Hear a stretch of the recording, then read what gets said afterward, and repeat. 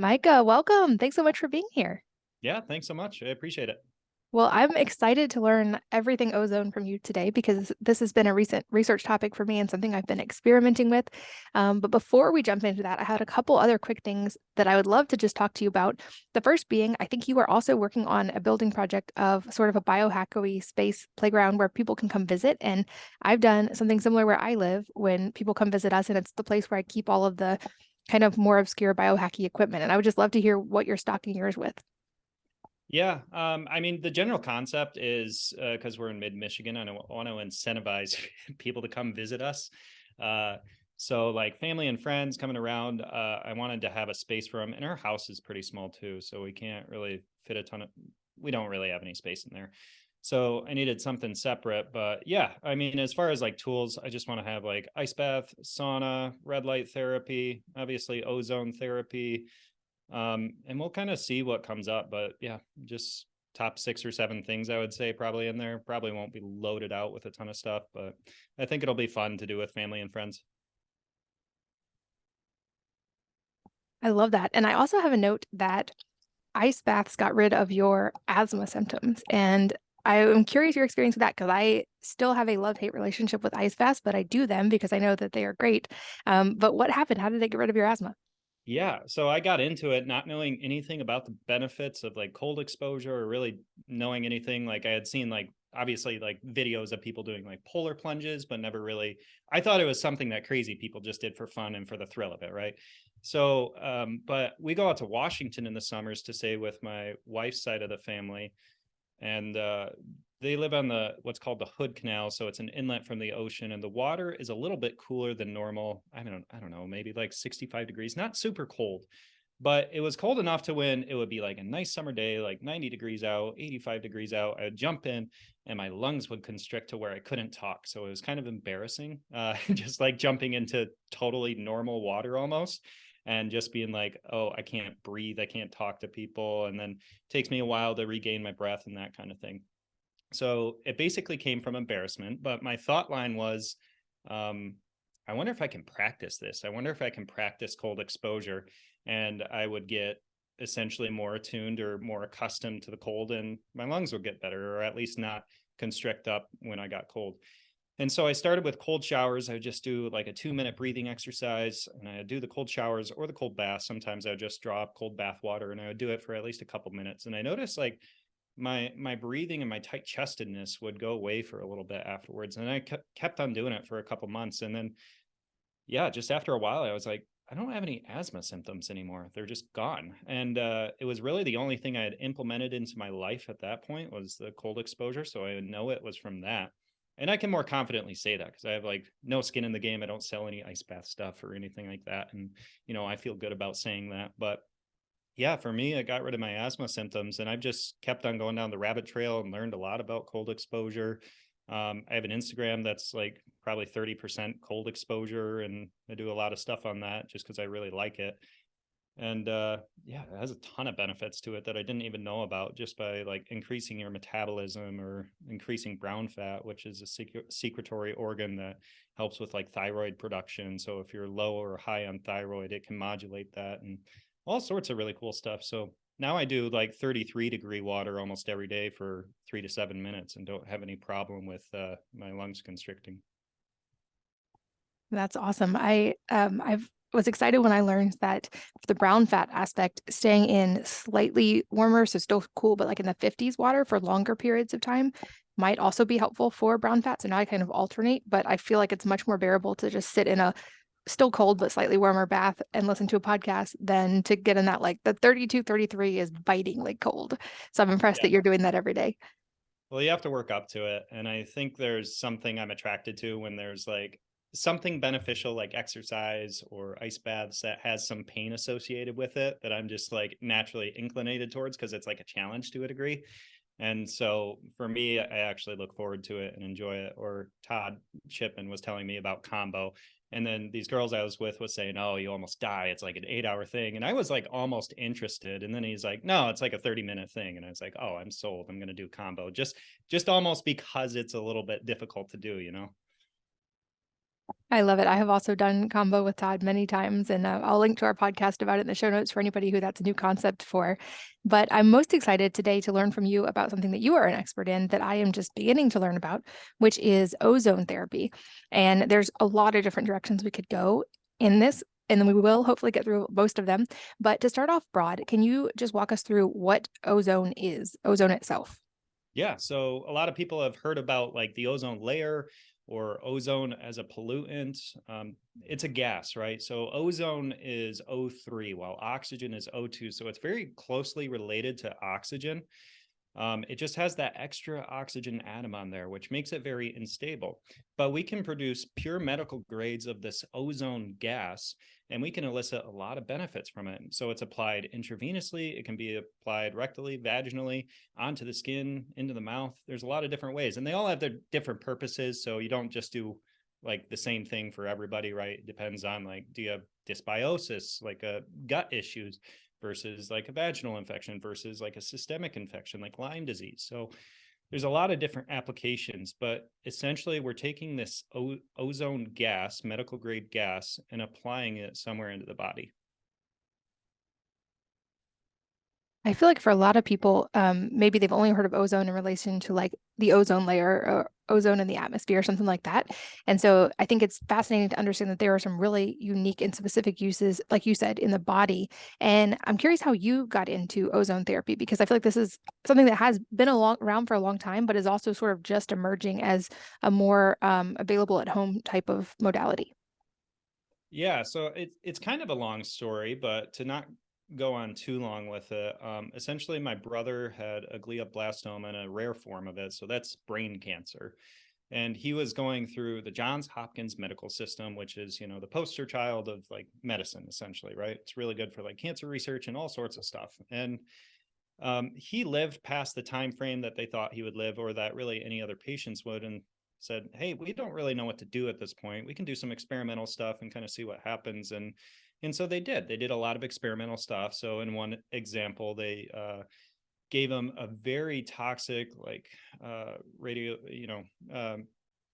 chemotherapy drug that only was supposed to work with 13% of people based on a certain genotype they had. So he had a huge reduction in quality of life between that, like open brain surgeries that were experimental and different stuff. So kind of seeing the track record of that, it was like, well, what are some like natural things that can be helpful, or some alternatives out there that can be helpful?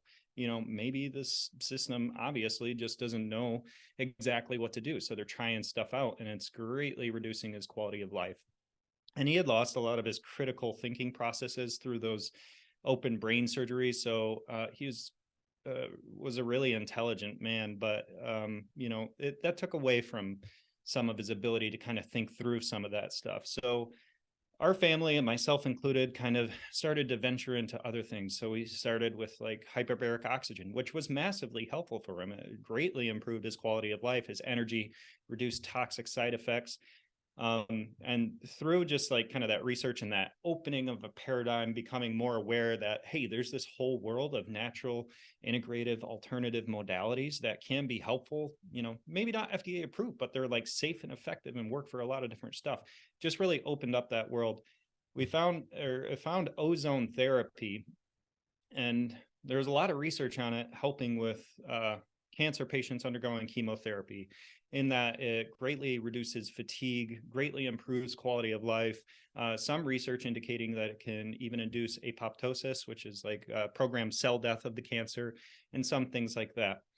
At the same time, I was going through nursing school, kind of thinking I'd become a doctor eventually and go through the conventional route. I wanted to get into like mercy ships and some philanthropic stuff. It's what I wanted to do with my life at that point. But um, yeah, I just noticed this really big paradigm difference between what I was being taught in institutions and kind of what I was starting to hear from all these doctors I was talking to that were integrative and natural. And so the fundamental thing that just kind of clicked for me was I was talking with this one pharmacist one point, and I had just read Dr. Frank Schallenberger's book on, I can't remember the name of it. It's like type 2 diabetes breakthrough or something. But I was like, well, specifically about people who are recently diagnosed with type 2 diabetes. why are we just saying get on metformin and increase your dose over your lifetime until you die? We know that there's lifestyle factors, that there's other things that we can do, not even just by alternative methods, but conventional, right? That we know that we can do that could potentially reverse this. And the answer was, well, we don't have a drug that cures it yet. And it's like, well, that really encapsulated. And I think she was a little bit annoyed with me at that point. So she just gave me like a response like that. But it really kind of encapsulated what I was hearing in the paradigm of thought through conventional medicine is like, well, we look to drugs and prescriptions and invasive technologies that cost a lot of money and make us a lot of money as the primary mode of medicine. And then on the other side, integrated medicine being like, well, I want to find the root cause. I want to use first do no harm, find things that are non-toxic, that are helpful for people. And that was just like, that's what I'm going to do. So I got into that, and I was really fascinated by ozone therapy being a really expansive subject, over 2,000 medical studies at the time. But there really just wasn't a lot of implementation in terms of like a lot of doctors in the US using it and that kind of thing. So I kind of saw it as an opportunity to become a journalist on behalf of ozone therapy by essentially writing articles, doing videos on all this research and compiling it into like easy to understand stuff. So like, what's up with ozone therapy and cancer, rather than going and reading 50 studies. So I did a lot of stuff like that that really helped me gain some traction. And then started a company called Simply O3 that provides ozone therapy equipment. So that's kind of, I know I said it would be short. It can be much longer, but yeah, that's how I got started. Yeah, and I think some important similarities and points there. I also actually have a background in journalism. That was my original degree. And when I had my own health struggles, I got into the health space and realized I could draw on my journalism background to sort of pull that information and make it accessible to consumers. And it sounds like you're doing that in the ozone space, which I love because, like I said at the beginning, this is a topic that for a while has seemed very sciencey or out of reach, or either too expensive or too complicated for people to use at home. And I feel like through education and through the products you have available, you're bridging that gap. You also mentioned in that story about one of the treatments not being FDA approved. And I think this is an important point to touch on because in the natural health world, there's so many things that may or may not have FDA approval. And I think as consumers, it's important to be able to look at those and really evaluate sort of the risk and benefits. And if it's something that is generally considered safe or that has very low risk of something damaging happen, but might potentially have benefits, even if it's not FDA approved, it still might be worth experimenting with on our own. And I think like I would definitely put ozone in that category. I'd love to start kind of delving into some of the different types of ozone therapies and the way that ozone can be used, especially in a home setting. So for context, I've done, I believe it was called EBO2, where blood was taken out and run through lighting and ozone and potentially some other things and then put back in, which is, I think, on the extreme more medical side of how ozone can be used. And now getting to experiment at home, I much prefer the modalities I can do at home that are less invasive and much less expensive. So maybe walk us through what are some of the ways that ozone can be used therapeutically at home? Yeah. So, like you said, there's kind of a whole clinical side to it, and there's a lot of stuff that you can do there. Anything from joint regeneration, skin regeneration, so like aesthetics, making your skin look nicer, all the way to like IVs and systemic therapies that benefit the whole body. But there's counterparts to doing that at home. So you can get like, say, IV ozone therapy. That's the big dog, right? Has the most benefits to it, really helpful and that kind of thing. There's actually counterparts to that that still elicit the same benefits, maybe not quite as strongly, but still elicit the same benefits. And those two are rectal and vaginal insufflation. Not very glamorous, but they do work really well. So that's why people are using them for Lyme disease, cancer, mold toxicity, autoimmune conditions, infectious disease, and bring it into their own home. And it can be really helpful in that regard. So, but yeah, essentially at home, there's two different categories of how to apply it. One is locally. So if I were to take like the ozone gas, infuse it into water and make ozonated water, I can lavage a wound with that ozonated water instead of using like an antibiotic or something like that. But that's not going to benefit my whole body. That might benefit like the MRSA or the infected skin or whatever I got going on there. So that would be an example of like a local treatment of ozone therapy. It affects one area. Then you have systemic, which means it's eliciting a whole body response. So That would be like immune modulation, balancing out the immune system, improving microcirculation, oxygen efficiency, and some stuff I'm sure we'll get into. But the two ways to do that systemic therapy are vaginal and rectal insufflation. And that it basically involves taking a small amount of ozone gas and putting it up there. So rectal insufflation takes like 3 minutes. It's not like an enema that you need to hold because the reaction time is so fast. So really the whole process is just capturing a small amount of that gas into like a little bag that's made for it. A small catheter, smaller than a pencil, goes up, and then you roll the bag down, and that's it. And then vaginal insufflation is a little bit longer. It's like more of a 5 to 10 minute protocol.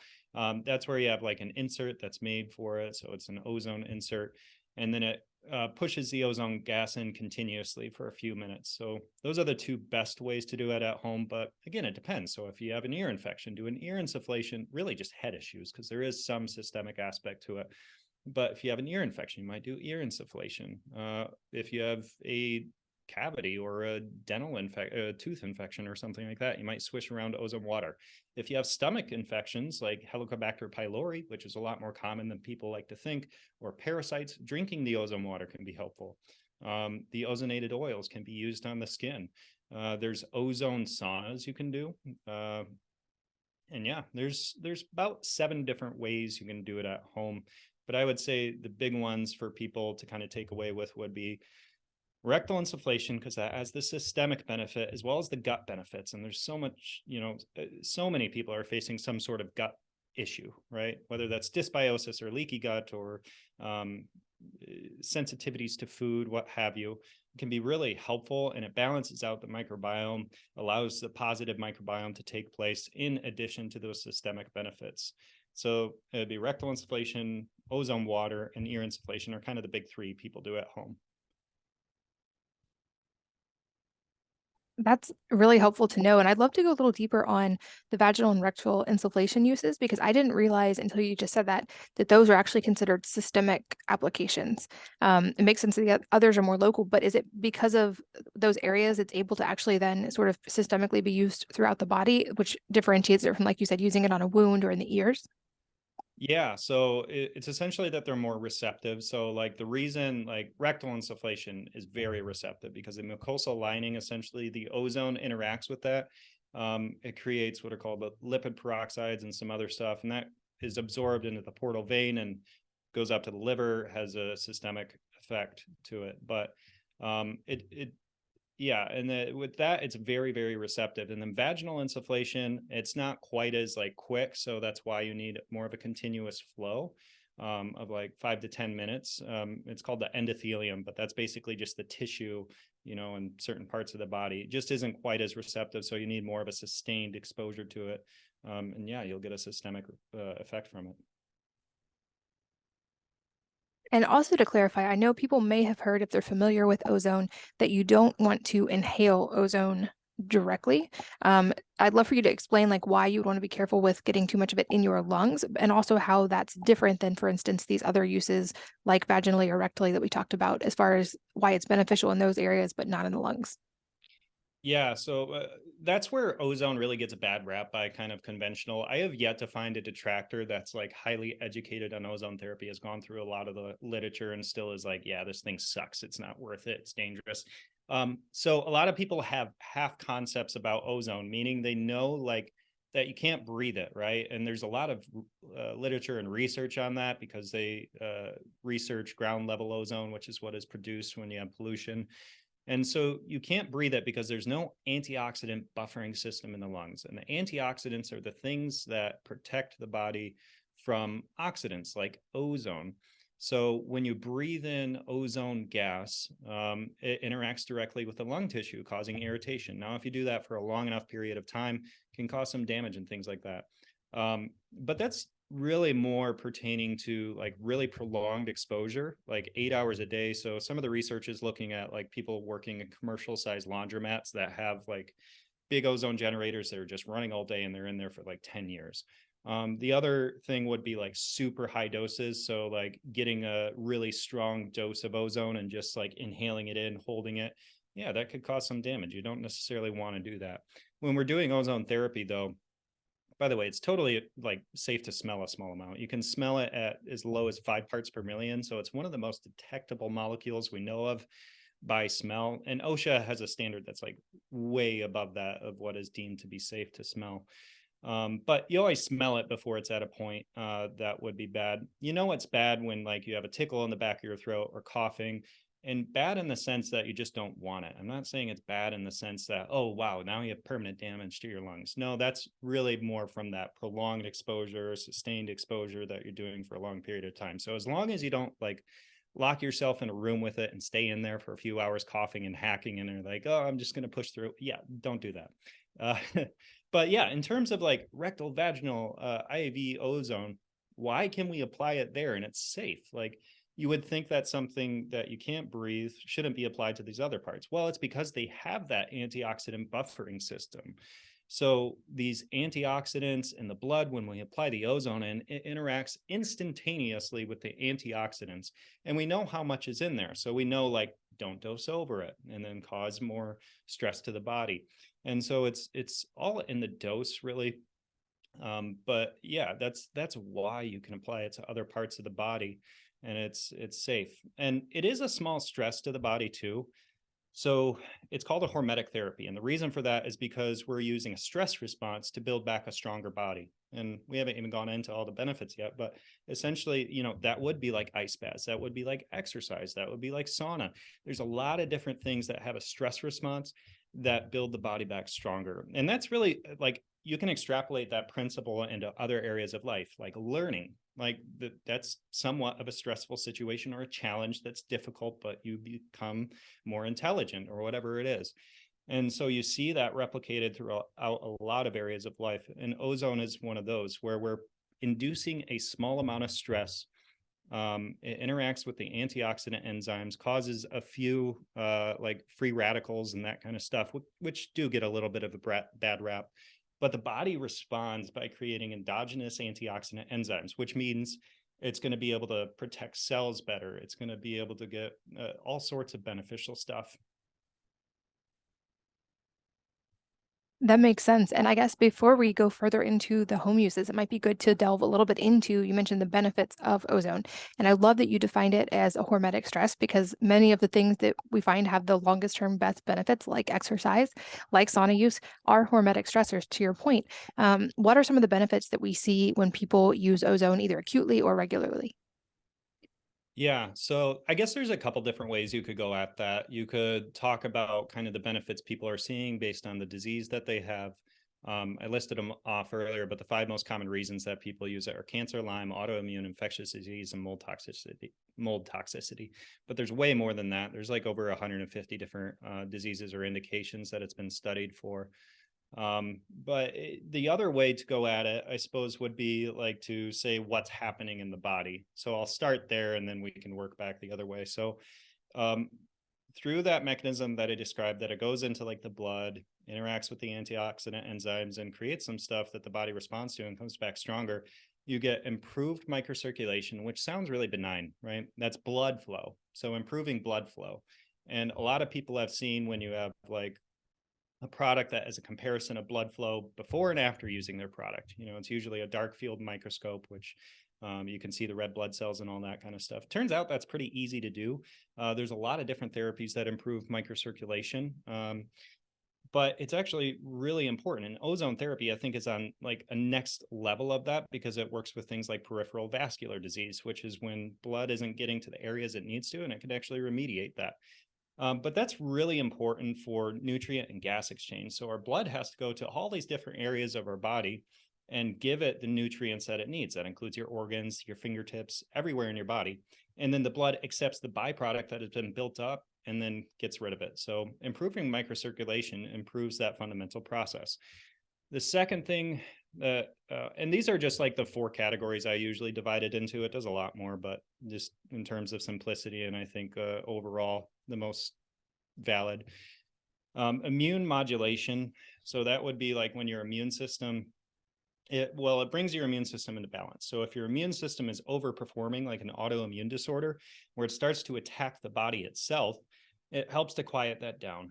And if it's underperforming, like say somebody has cancer or just their immune system isn't working quite properly, it helps to boost it up. So it's not just an immune boost, it's an immune balancer. And when you correct something like that, it auto corrects a lot of other stuff in the body. The third thing would be like oxygen efficiency. So there's a certain amount of oxygen I'm breathing in, right? I'm just breathing in oxygen right now. And you can measure that, but it's not telling you how well your cells are using that oxygen to convert it to energy, because they require oxygen to convert that to energy. So ozone therapy is greatly beneficial in improving oxygen efficiency, which is why it's used by a lot of professional athletes and things of that nature, because they fatigue less quickly. They have better metabolism, all that good stuff. And then the fourth thing would be mitigation of oxidative stress. So oxidative stress is theorized to be the leading cause of aging and disease from a fundamental standpoint. So like that's what's happening in our body that actually causes disease, that actually causes aging. And what that is that's a balance between your antioxidants and your free radicals. Free radicals are these cell signaling molecules that are really helpful. They tell the body what to do.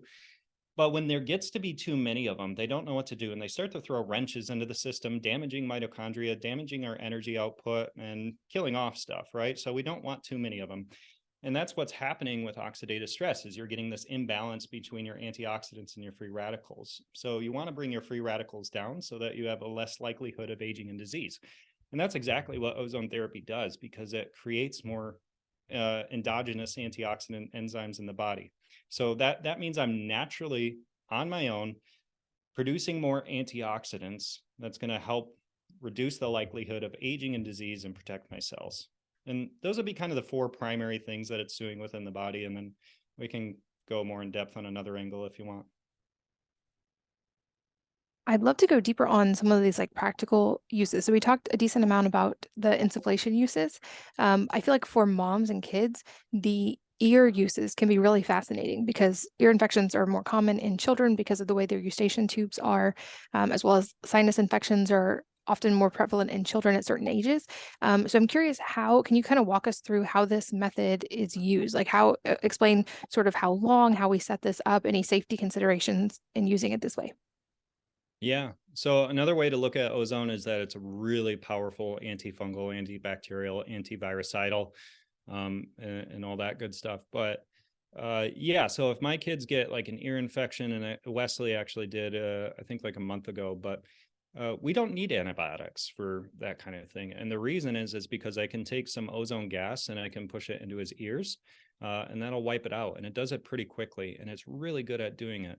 So ozone is probably, I don't know if there's anything better. There could be, but I think it's one of the best things that I've ever come across for like ear and sinus infections, because it's more potent than antibiotics. It doesn't have any of the downside of negative effects affecting like the biome and all that stuff. Because once it's used, it basically reverts back to oxygen. So you push in the ozone gas into the ears, and that actually does affect the sinuses. It does affect the throat, because there's these little tubules in the ears that connect all this stuff. So you can push it into the ears and kind of have a full head treatment.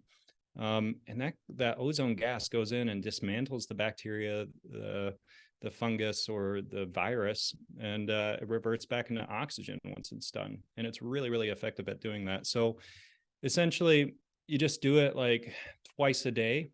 For kids, I usually don't give like recommendations or advice on that, but I can say what I did with my kids. So I took like a small syringe, which is like 60 cc's. It's not very big. I draw up this ozone gas and I put a Q-tip on the end of it, and then I push it into their ear. And I do that twice a day, and that gets rid of it. We've even had great success from like customers and clients telling us that with like chronic ear infections too. There was one mom who she called, and I used to be on the phone with the company too, right? So I kind of naturally grew with this whole thing, which was really cool, because I used to do shipping and phones and all that stuff. But I remember she called in and was like, kind of, had a concerned tone. And it was something of the answer, like she had accidentally broke her ozone machine or something like that. And she was saying, like, this is the first thing I've used that has helped my son with his chronic ear infections. And he's finally like making progress to where he doesn't have them. But I'm really scared to stop doing it because I don't want them to come back. So we ended up like overnighting her machine so she could do it. But I have like dozens of times something like that has happened where a parent has been able to get rid of like chronic ear infections with it. So yeah, it's really, really helpful for that stuff. And the other side of it, looking at like antibiotics or something like that, has such detrimental long-term effects that they are the last thing I would probably look at, not the first line. Yeah, not to mention, I've had pediatricians on this podcast before who explained the vast majority of ear infections cannot be effectively treated with antibiotics because they're not caused by something that antibiotics are effective against, and that most resolve on their own or with natural treatments in the same amount of time that the antibiotics could resolve it if they were going to work. So often people are using these and they might have a placebo effect, but we're decimating gut bacteria in the name of treating an ear infection, and it might not even be effective. And of course, I'm with you. Like, I would like to avoid antibiotics whenever possible. And I know they certainly have their time and their place. And I'm grateful they're there in those times and places. But it's also no secret in the US that we tend to overuse them and that antibiotic resistance is becoming quite a big problem. So when there's a natural alternative that is considered safe, it seems like always a much better first line of defense. At least that's always been my take on it. You mentioned a few minutes ago making ozone water, and I would love for selfishly personal use because I now have an ozone machine and I've been learning how to use it. Just kind of a primer on how to do this so that I can make this in my own home and sort of like how do I make it? How do I store it? How much to consume? Everything to do with ozone water. Yeah, so ozone water is when you take the gas and you infuse it into the water and it saturates it with ozone. It doesn't last very long though, because remember I mentioned that ozone is unstable. That means it starts to break back and break down and revert back into oxygen. So if I infuse water with ozone gas, every 30 minutes, the strength of it reduces by 50%. So that means like in an hour, you would be at 25% of what you were when you first ozonated it in terms of strength. So you do have to use it pretty quickly, and that's why you can't just like bottle it and send it or can it and send it somewhere. It has to be made on site, and that goes for any ozone application. But yeah, you can lavage with wounds. Limb bagging would honestly be better. So if you have like an infection, you can put a bag over the area and then infuse the ozone gas in there. But you could lavage it with ozonated water, and that's going to be helpful for killing off the infection, stimulating collagen production and regeneration, and stimulating growth factor as well. But probably the primary use of ozone water is people drink it is the most common. And like the state of research on drinking ozone water is not very advanced. So like a lot of people are drinking it and saying, I get this result. It helps with my Lyme disease. It helps with my brain fog, whatever. It helps with like a lot of stuff people say. And so that's on one side where there's all this anecdote of it being helpful for people. On the research side of things, though, it's really only been studied for like Helicobacter pylori and parasitic infections, Giardiasis, things that are kind of stomach ulcers, things that are in the stomach, in the upper intestines, and that kind of stuff. So the research basically says that seems to be pretty safe, helps to remove these infections, doesn't have damaging effect on the microbiome, but it's really good. Like I think they got rid of 76% of Giardiasis using ozone water and ozonated oil capsule pills. So you can take like capsules of ozone oil and get rid of that. But yeah, but I drink it not every day, but I still drink it because I don't see any downside to it, and there might be the upside of that it's helping with like the microbiome, or and maybe it does have some systemic effect. So maybe it is helping with energy production, and my body is able to metabolize better and use energy and mitigate oxidative stress. So that's generally how I use it. But yeah, it's essentially, as far as actually setting it up, there's like this special bubbler. So there's like this glass apparatus piece. That's where the water is, and you have it connected to your machine. And then you have an oxygen tank, and you turn your oxygen tank on, turn your machine on, and then it starts creating that ozone water. And then you just use it within 30 minutes. And you can drink like up to 16 ounces a day of ozonated water. Some people do more. I've heard of people drinking like up to a gallon, which is a lot. I don't think that's necessary, but yeah, I would say just drinking like a glass of it a day, if you have some stomach issues, could be pretty helpful. Yeah, I'm excited to experiment, especially maybe first thing in the morning on an empty stomach and when the body's naturally a little bit dehydrated from sleep, trying small amounts of ozone water so I can gauge the effect and also try it with my kids. So I'm excited for that. And you also mentioned ozonated oil, which is this something else that we can make with your system? And if so, how do you make and use ozonated oil? Yeah, so ozonated oil is generally used in the skin, in the mouth, and you can digest it. On the skin, a lot of people use it for beauty care because there's studies on it showing that it helps to regenerate collagen, stimulate growth factor. So that means nicer skin, but it also has antiseptic properties. So like in terms of like acne, it can help to eliminate infections, reduce inflammation, and all that kind of stuff. So that's the most common use is like beauty care, is that it's used for. But really where it shines is infections. So if there's like an infection, like I got this cat bite, I think it was like 2 years ago now. I grew up with cats and I have cats, so I'm just kind of used to like cats kind of biting you, right? Or like nipping at you. But this cat was a neighbor cat and he was kind of harassing my toddler at the time. And so I went out there and was like, oh, I'll just pick the cat up and take him home and get rid of him because he's kind of harassing my kids. But he didn't like that. So he really sunk his teeth into my wrist, and it penetrated like as deep as his tooth would go. And I didn't think much of it. It was the worst cat bite I had ever had, but didn't think much of it. And a couple days later, my arm was like swollen up to past my elbow, like really bad. It was like a balloon. And I was like, oh, well, what happens when that reaches my heart? It's probably not good. Started to research on it. And yeah, it can actually turn into like a serious infection with all sorts of issues. So I talked to my doctor, told him about it. And, I had started doing ozone at that point too. And he gave me some antibiotics. I never took them. I just wanted them there kind of as a like safety precaution because, I don't want to play with like my life or quality of life. So, but I ended up just with ozonated oil and ozone limb bagging, getting rid of the infection pretty quickly. And that's really where this stuff shines, like the ozonated oil, is diabetic ulcers, non-healing wounds. And people almost don't believe you. Like you could talk to a podiatrist and be like, yeah, this closes up like non-healing wounds and diabetic ulcers. And we've had multiple times within a week, those start to close up, even if they've been open for a really long time. So it's really, really good at that.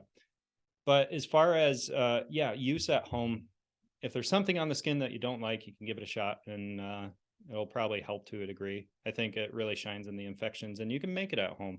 I don't generally recommend making it at home. And the reason is like if you actually have like infection or non-healing wound or something up that alley, I would say just get the professional strength stuff. It's like 20 times stronger, like the stuff that we make. And you just can't get that strength out of what you're doing at home. So you can take the ozone and bubble it through oil, and it starts to saturate the oil. The difference with ozonated oil and ozonated water is that it's much more stable. So it stabilizes as an ozonide or a peroxide actually in the oil, and that has like a 2-year shelf life. So it doesn't just like revert back into oxygen or anything. It's much more stable. So you can make it at home and you essentially just have to run the ozone gas into the oil for, 4 to 8 hours, which is kind of a long time. You end up using a lot of oxygen. And then you have to get more oxygen. So I think it's kind of here's what I tell people. If you like DIY projects and that's something fun for you, then go for it. But you're really not going to save, you'll save a little bit, but you're really not going to save much money or time as opposed to just buying it.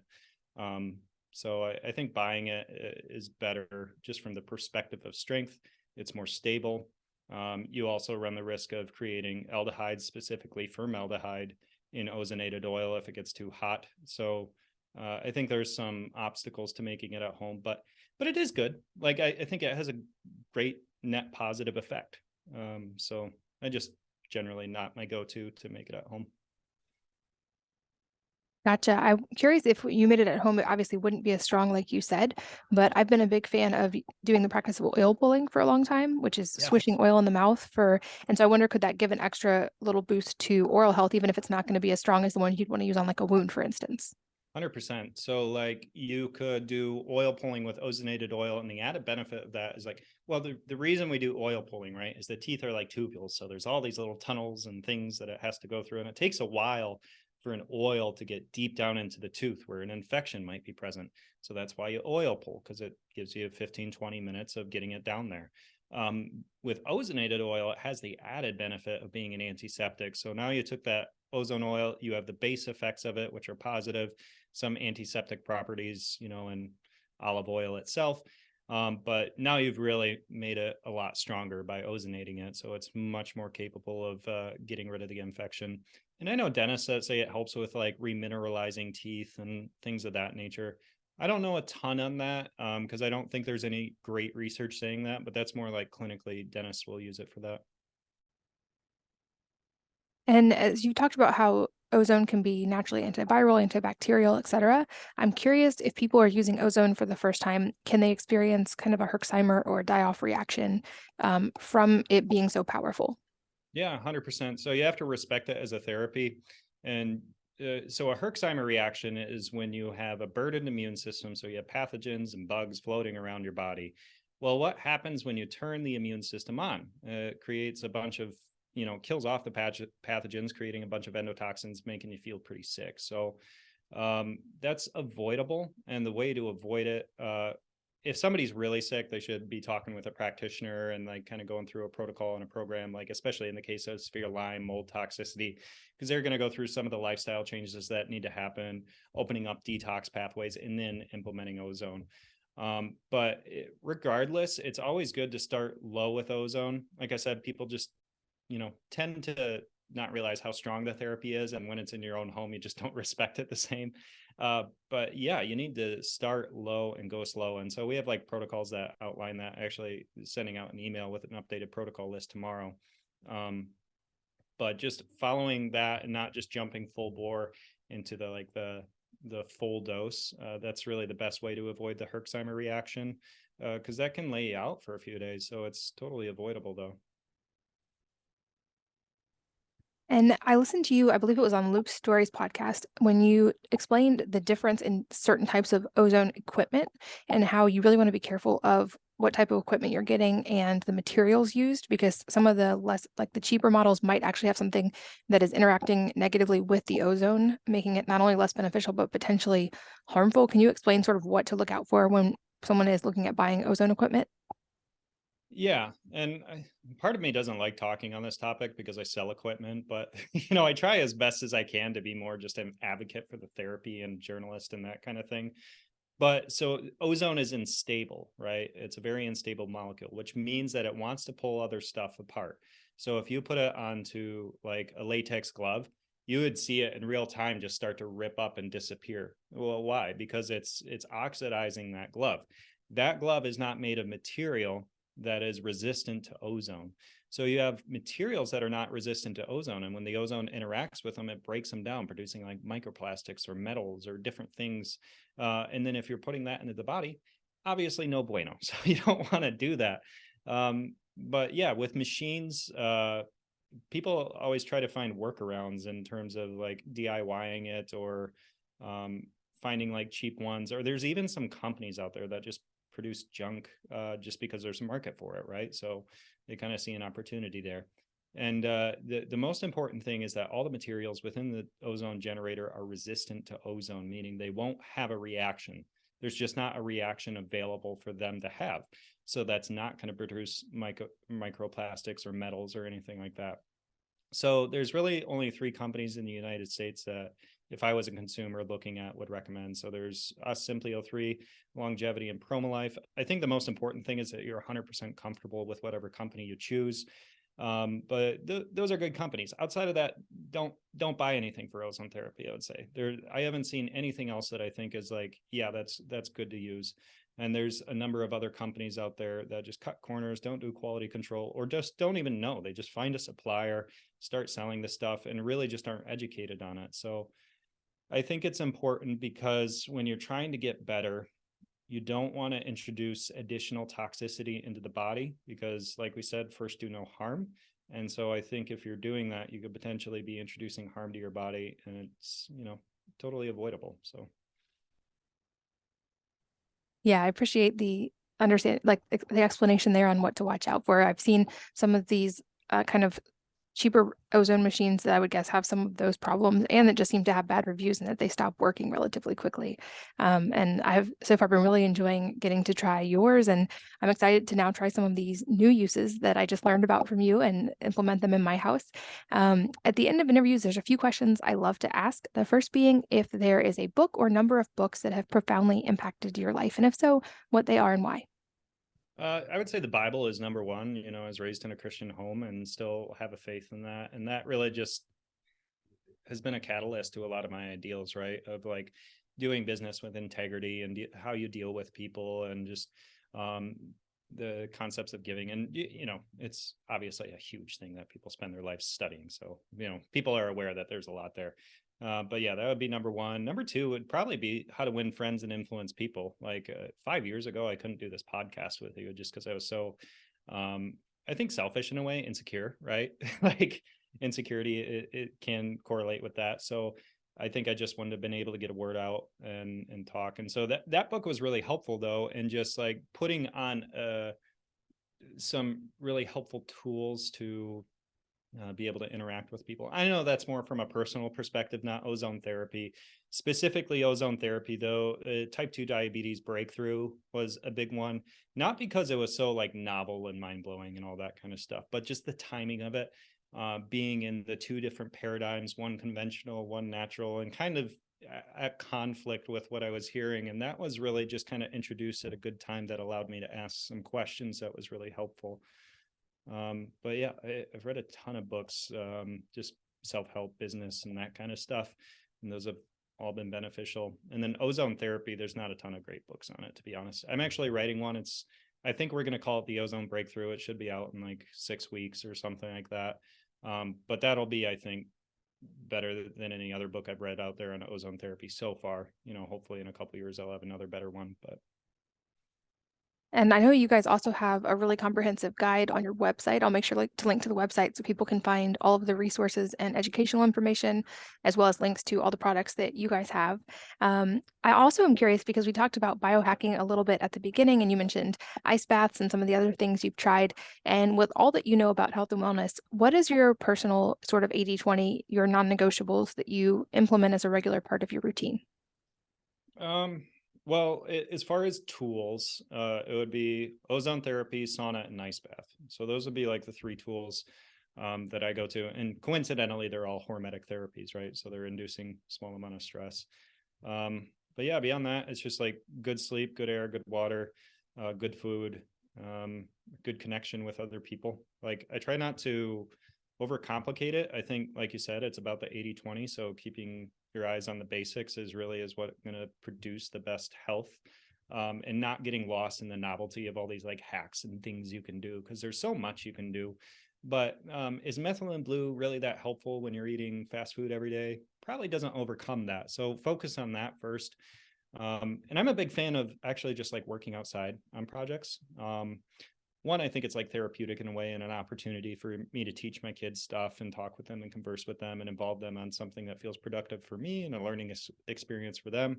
So, but it also, never thought about it this way growing up, but now being in biohacking, you get all the grounding, you get all the exposure to the microbes. I think the exercise being very functional in that, like you're chopping wood or laying mulch or building something or whatever it is a really good functional exercise, and you usually do it for a few hours at a time, so you get good exercise out of it. But yeah, I think it's simple in that, like, don't overcomplicate it. I love that. And I will say in over 600 episodes of this podcast, that seems to be an emerging trend among experts, or not a trend, an emerging theme with experts is that you can't out supplement a bad diet. You can't out biohack any of these fundamentals, which are that we are humans meant to live in our environment as humans. So get sunlight, get sleep, have good community, and then build from there. Like these advanced biohacks are not going to save you from a lack of those sort of core foundational things that we need as humans. And I love that you put that so well in your explanation. And lastly, probably not a question you've gotten on a podcast about ozone before, but I have a note that you have also that you make really large Scrabble boards. And I just want to hear a little bit about this because I love entrepreneurs and entrepreneurship. And this is one I've not heard about. I love it. Yeah. I think it's more of just like kind of a for fun thing, but I have this friend that he's worked at, so I'm in Michigan, right? It's the automotive center of the world, or I don't know if it still is, but it was at one point. And so there's all these factories here for working on cars and that kind of stuff. And so my friend works at one of these factories on the line, and he's gone to the same job for 10 years, hating his job every single day. He does it because he's a good guy and he's trying to provide for his family and do some stuff, but he really feels kind of locked in with it. And so I've been trying to help some of my friends like find success in their businesses. So I have like one friend that I've helped and he's done pretty well now. And then I just am kind of like, oh, that sucks. Like I want other people to enjoy their work and what they do. So I've been playing on this giant Scrabble board for a few years that's like 8 foot by 8 foot, and it has these big old tiles. And it's actually pretty fun. It sounds kind of stupid. And to a lot of people, it might be if you don't like Scrabble, but I think it's pretty fun. And you spread it out on like the deck in the sun or on the yard, and you just kind of have a game and converse with people for a few hours. And that's really what it is about, is just the connection with other people. And having some sort of activity that you can kind of focus on at the same time. But so where these kind of intersect is, it was like, oh, well, we can make a business selling these giant Scrabble boards to people, and we'll just essentially funnel most of the profits to my friend so he can get out of his job and hopefully have a job that he actually enjoys going to and enjoys doing and that kind of stuff. So we started that up, and yeah, it's just a lot of fun. It's really lighthearted. We can kind of be goofy with it, and we call it Yarble. So it's yarble.com. But yeah, that's not my mainstay. It's just like a side thing for fun. And I tend to get like excited about doing stuff outside of ozone therapy. And so I've been expanding into other areas as this business has become more really like the people, like you said, like Todd or whoever else that have been just so important for its like stability and continuing to grow. And I've become a little bit less required. So I'm in a space where I can do that kind of stuff. Well, that's so fun. And I'm a big fan of habit stacking. And I love that it sounds like that's a game you can play with friends and family outside, and it's engaging your brain. So it seems like a win all around. And I'm really grateful for you being here today and educating us about ozone. I'm excited to keep using it myself and to keep learning more. Thank you so much for your time.